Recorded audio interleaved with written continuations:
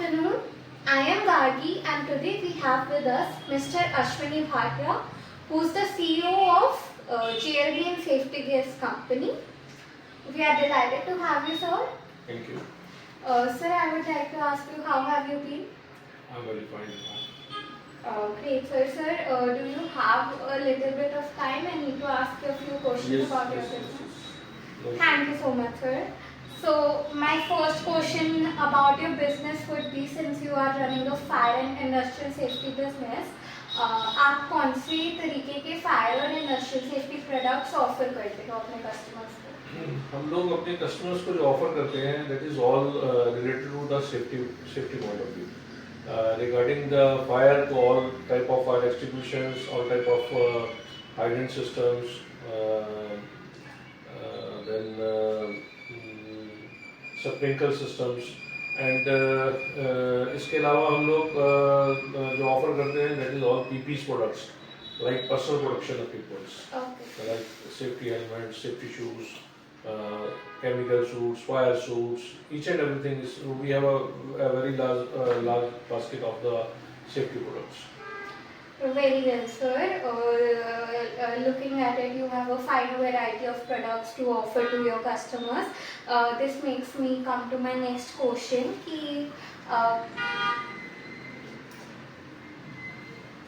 क्या आप अपनी जो प्रोडक्ट डेवलपमेंट प्रोसेस है कि आपके प्रोडक्ट्स जो है वो डेवलप कैसे होते हैं, मैन्युफैक्चर कैसे होते हैं, उसे बता सकते हो? और जो टेक्नोलॉजिकल एडवांसमेंट होती है उससे लाइक आप अप टू डेट कैसे रहते हो? हम लोगों के जो प्रोडक्ट्स डेवलप होते हैं बेसिकली क्या है, हम लोग कुछ प्रोडक्ट्स की अपनी मैन्युफैक्चरिंग करते हैं, कुछ प्रोडक्ट्स जो है हम लोग डिस्ट्रीब्यूशन का हम लोगों का मेन काम है. तो हम लोग काफ़ी कंपनीज के डिस्ट्रीब्यूटर हैं फॉर नॉर्थ इंडिया.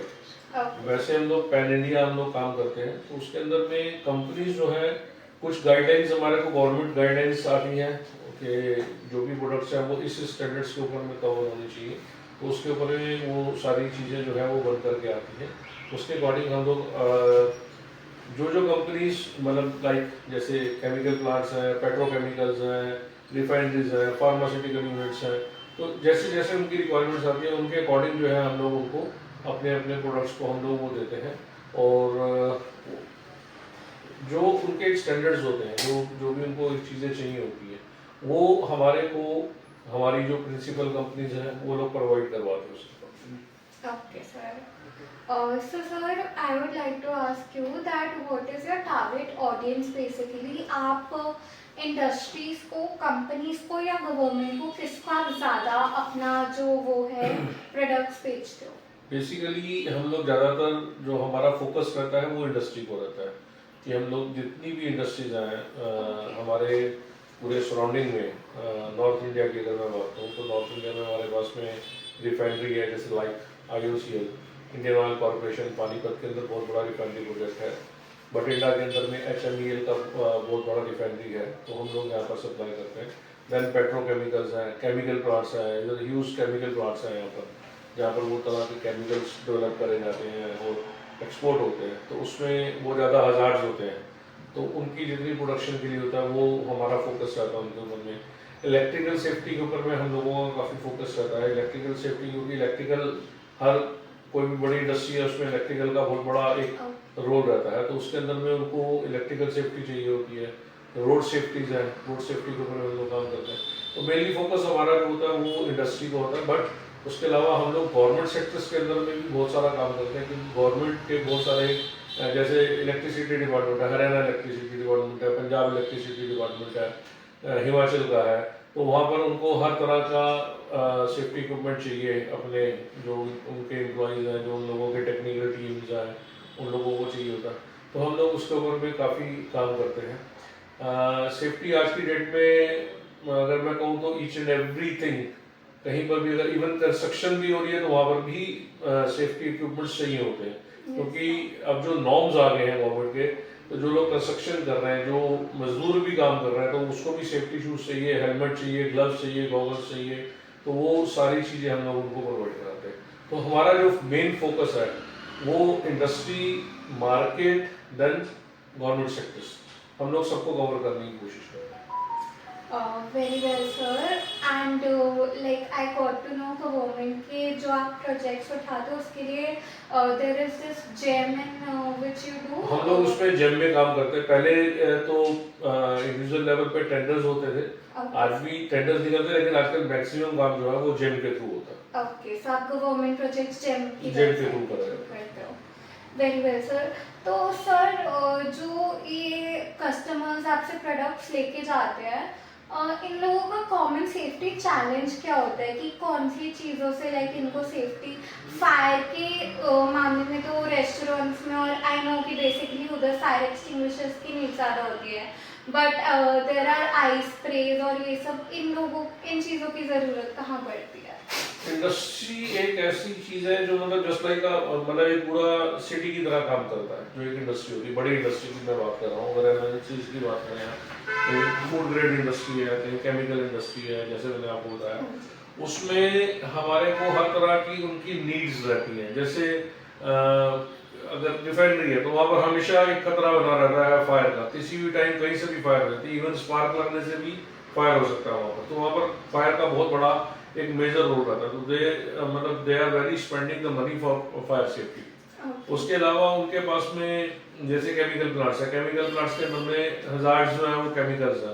केमिकल अगर आपके बाई चांस केमिकल से भी फायर हो जाता है, तो केमिकल से अगर आपका केमिकल आपके ऊपर गिर गया, आपकी बॉडी जल जाती है, तो उसके लिए अलग से सेफ्टी इक्विपमेंट्स रहते हैं, जैसे वाटर जेल ब्लैंकेट है, मेडिकेटेड ब्लैंकेट्स होते हैं। अगर किसी को आग लगी, आदमी को ही आग लग गई, तो मेडिकेटेड ब्लैंकेट से ही होता है कि अगर हम उसको उसके अंदर लपेट देते हैं तो उसका जो बर्न होता है वो 20-25% वो उसको उसी वक्त ठीक कर देता है। तो उससे क्या होता है, उस आदमी की जान बचाई जा सकती है। लाइक आंखों में गिर गया तो उसके लिए हमारे पास सेफ्टी शावर्स होते हैं, तो उसमें आप मतलब इमीडिएट आपको रेस्क्यू मिल जाएगा। शावर लेंगे, आपकी आंखें क्लीन कर देगा, आपकी बॉडी को अगर कुछ गिरा हुआ है तो वो पानी से उसको पूरा क्लीन कर देगा।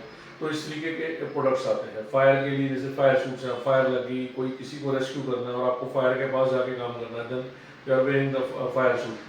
आप जा करके वहाँ से उस आदमी को रेस्क्यू कर करके लेकर के आ सकते हो। केमिकल से बचने के लिए केमिकल सूट्स आते हैं, बहुत तरह के केमिकल सूट्स हैं, अलग अलग केमिकल के हिसाब से केमिकल सूट्स होते हैं। कहीं केमिकल थोड़े कम हज़ार्ड होता है, कहीं केमिकल बहुत ज़्यादा हज़ार्ड होते हैं, कहीं पर गैसेज हैं, गैसेज लीक हो जाती है तो गैस टाइट सूट्स आते हैं। तो हर एप्लीकेशन के लिए हमारे पास जो है उसमें सेफ्टीज रहती है। आग लगी, बहुत ज़्यादा स्मोक होगी, धुआं देखा आपने हो जाता है, उसके लिए हम लोग ब्रीदिंग अपरेटर्स देते हैं। तो वो आपने ब्रीदिंग अपरेटर्स लगाया तो आप कम से कम उस धुएं में जा करके रेस्क्यू करके ला सकते हो किसी को, कुछ सामान बचा सकते हो, बिल्डिंग के अंदर में से लोगों को निकाल सकते हो। तो there is a very huge product in all the application for that. Looking at the vast variety, this knowledge was very new to me, especially about the medicated and water gel blankets. So this makes me come to my next question, sir. So for marketing or for sales channel purposes, आप उसके लिए क्या utilise करते हो? आप online करते हो, in person करते हो, या डिस्ट्रीब्यूटर्स के थ्रू आप अपनी सेल्स बढ़ाते हो? बेसिकली हम लोगों का देखिए, अगर मैं इंडस्ट्री की बात करता हूँ तो इंडस्ट्री के अंदर में हमें पर्सनली विजिट्स करने पड़ते हैं। अपने प्रोडक्ट्स को हम लोग जा करके प्रमोट्स करते हैं, उनको बताते हैं कि ये प्रोडक्ट्स नए आए हैं, ये इस एप्लीकेशन के लिए, इस एप्लीकेशन के लिए, इस एप्लीकेशन के लिए। और उसके अलावा हमारा एक डीलर चैनल रहता है। हम लोग जैसे मार्केटिंग करते हैं तो हम हर जगह हम लोग नहीं पहुँच सकते, तो वहाँ जो डीलर बैठे हुए हैं तो हम लोग उनको जा करके अपने प्रोडक्ट्स दे देते हैं कि आप ही के जो आपके नियर बाई की इंडस्ट्रीज है या नियर बाई जिस चीज़ को रिक्वायरमेंट है आप वहाँ से दे सकते हैं।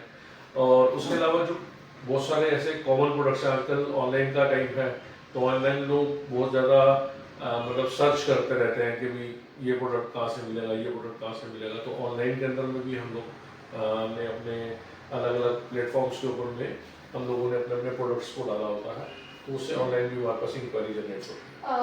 डेफिनेटली सर, तो ऑनलाइन के लिए आपकी कोई वेबसाइट है तो आप उसका नाम बता सकते हैं? हाँ, हम लोगों की वेबसाइट है, दैट इज www.jlbsafetygear.com।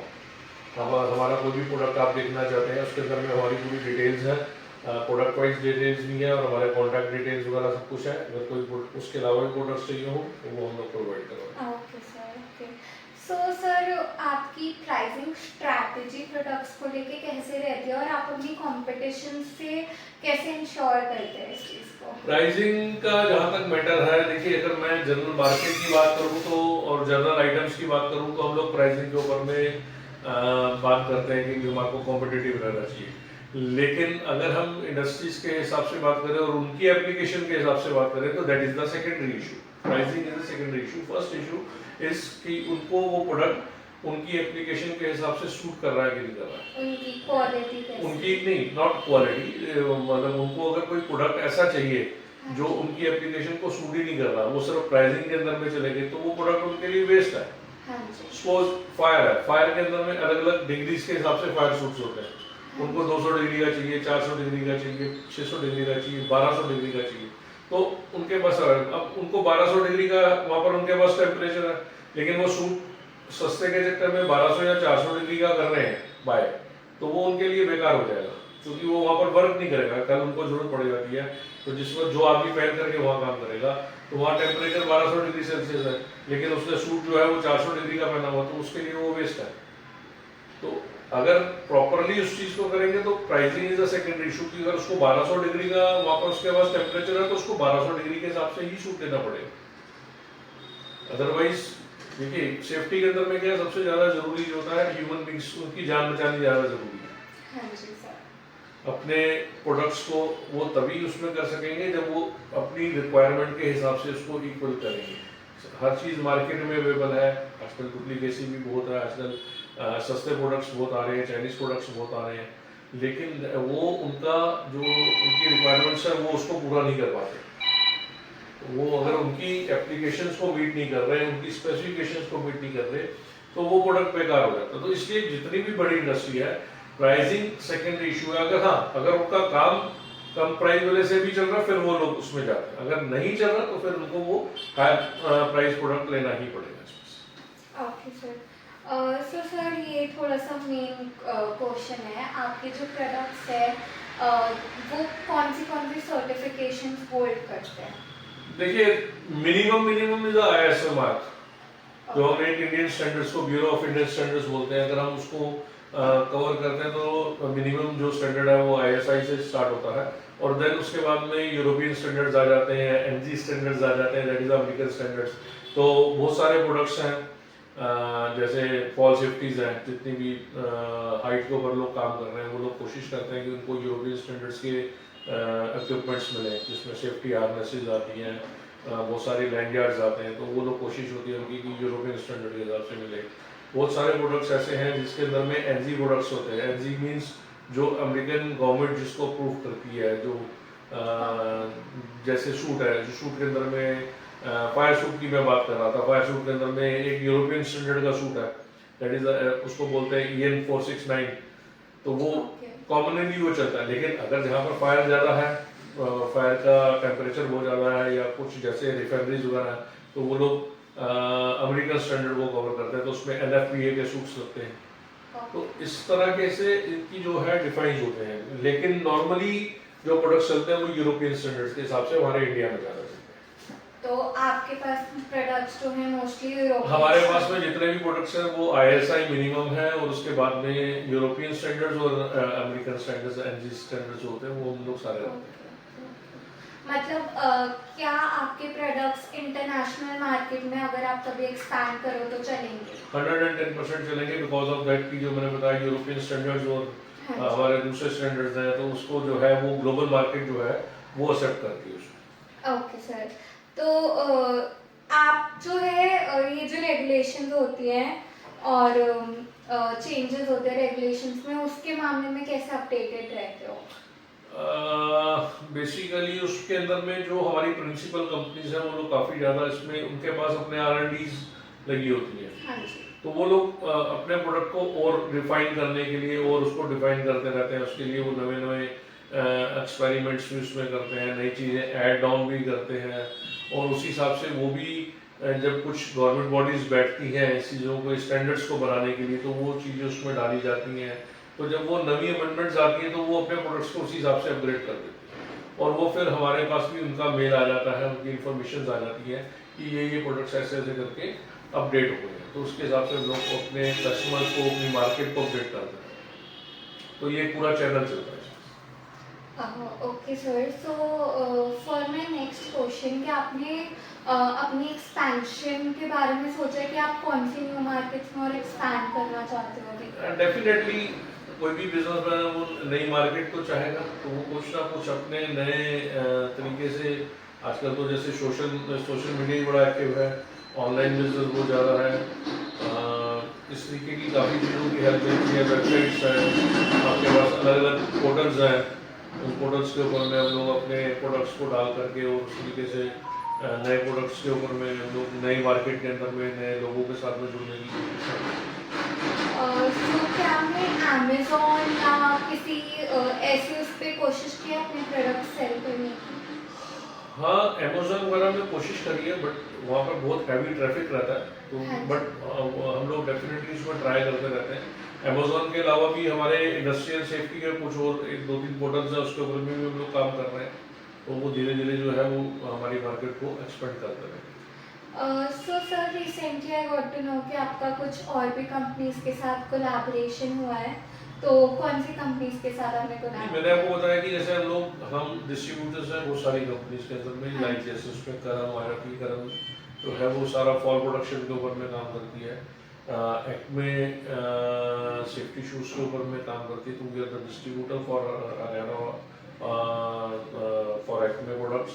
उसके अलावा हमारे पास 3M के प्रोडक्ट्स है, हनीवेल के प्रोडक्ट्स है, हिल्सन सेफ्टी शूज के प्रोडक्ट्स है, फायर सूट्स की कुछ कंपनीज हैं, फायर एक्सटिंग्विशर्स के लिए हम लोग ओमेक्स के साथ में या आरसी के साथ में 2-3 कंपनीज के साथ में हम लोग टाइप्स हैं, तो इन सब लोगों के साथ में हम लोग काम करते रहते हैं। और भी इसके अलावा बहुत सारी कंपनीज हैं जिनके साथ में हम लोगों का अलग अलग प्रोडक्ट्स हैं, अलग अलग एप्लीकेशन है, उसके अकॉर्डिंग कंपनीज जो है वो हमारे पास। आपका रिसेंट टाइप मतलब करम के साथ हुआ था ना? हमारा रिसेंटली टाइप अभी जो हुआ वो एक्मे सेफ्टी शूज के साथ हुआ, उससे पहले करम के साथ हुआ। Okay, very well sir. So sir, मैं पूछना चाहती हूँ कि ये जैसे जो इंडस्ट्री है उसमें आप इंडस्ट्री के साथ और जो एडवोकेसी ग्रुप्स हैं उनके साथ कैसे इंगेज रहते हो, या उनके साथ कैसे मतलब ऐसे देखिए, इंडस्ट्री के साथ में एंगेज रहना हमारे बेसिकली क्या है कि हम लोग अराउंड अबाउट 200-250 कंपनीज को अभी डील कर रहे हैं। हर इंडस्ट्री के अंदर में हमें रजिस्ट्रेशन कराना होता है अपनी कंपनी का, तो हमारे पास अभी कम से कम 200 से 250 कंपनीज का रजिस्ट्रेशन है, और हम लोग उन कंपनी को अप्रोच करते रहते हैं कि और उनको भी अपडेट करते हैं कि ये प्रोडक्ट्स हमारे पास में आ रहे हैं, और उनकी जो रेगुलर रिक्वायरमेंट्स आती रहती हैं हम उसके ऊपर में काफ़ी काम करते रहते हैं। हम लोगों का पर्सनल विजिट्स भी वहाँ रहता है, हमारी टीम भी वहाँ जाती है, और उनसे जो भी वहाँ का रिक्वायरमेंट्स होती हैं वो निकालते हैं, तो वो 1 बाय 1 करके हमारे पास में जो है उनके साथ में अटैच हो जाते हैं। Very well, sir. I got to know very much knowledge about the safety products from you, and I thank you for that. Thank you for giving us your important time to answer the questions. That's it for today. You are keep watching Chitkara News. I am Garki with cameraman Chitka.